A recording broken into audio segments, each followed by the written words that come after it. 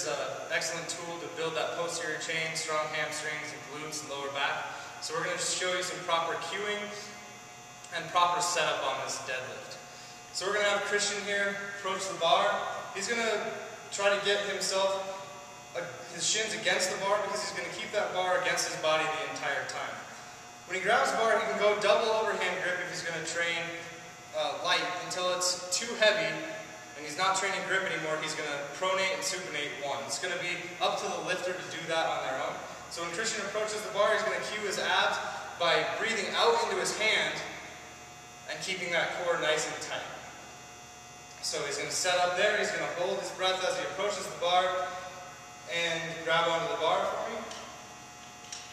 So the first thing that we're going to do is try to get Christian's shins vertical. So he's just going to do that by one of two things, by raising his butt or rocking back onto his heels. Okay. So this is going to be a little bit more quad dominant as he drops his butt underneath it. If he raises his butt, he doesn't have as much leg drive underneath it. They both accomplish the same thing, but I prefer for him to drop his butt, have his legs underneath him, have that weight holding him forward so he's driving through the heel. So as you can see, Christian's shins are straight or approaching vertical. His butt is above his knees and his shoulders are above his hips. So if he went and drove his butt up to get his knees straight and he was parallel, his hips were parallel with his shoulders, that wouldn't be a proper lifting position. So we're going to have him drop his butt back underneath him. He's going to hold tight and he's going to keep this bar against his body the entire time. As he lifts, he's going to try to raise his shoulders and his hips at the same rate, so that when he gets to his knees, his legs are still underneath him, he's still driving with his legs.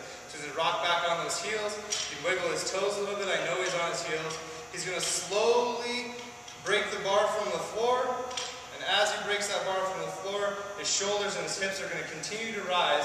As he gets to the knee, his shoulders are still in line, they're still above his hips, so that those mechanics still apply the entire time. Shins are vertical, the hips are above the knee, the shoulders are above the hips the entire way up as he stands up. When he stands up, he's just going to squeeze his glutes together to make sure that hip's all the way open, and his shoulders are back behind the bar. He's not going to do anything crazy with hyperextension to try to get the shoulders behind the bar. He's just going to stand up nice and tall, squeeze his glutes tight to open that hip all the way. As he goes down, he's first going to send his hips back. He's going to engage his lats and push the bar against his quads as he goes down. Hips, hips, hips. And then he can squat the bar as it breaks the knee. Subsequent lifts, he's going to continue to do the same thing. He's going to cue by rolling back on those heels, wiggling the toes, getting the shin vertical. This time I want you to stop just above the knee, so squeeze, slow and controlled. As he gets to the knee, you can see what I was talking about. His hips are still down, his legs are still bent, his butt didn't rise first, so that he can finish with his legs by bringing his hips to the bar. Instead of finishing with all low back, his legs were straight now, he only has lower back to finish. Okay, and again, he's going to send those hips back, engage the lats by pushing it back against his quads, and as he breaks the knee, he can then squat it to return it to the floor.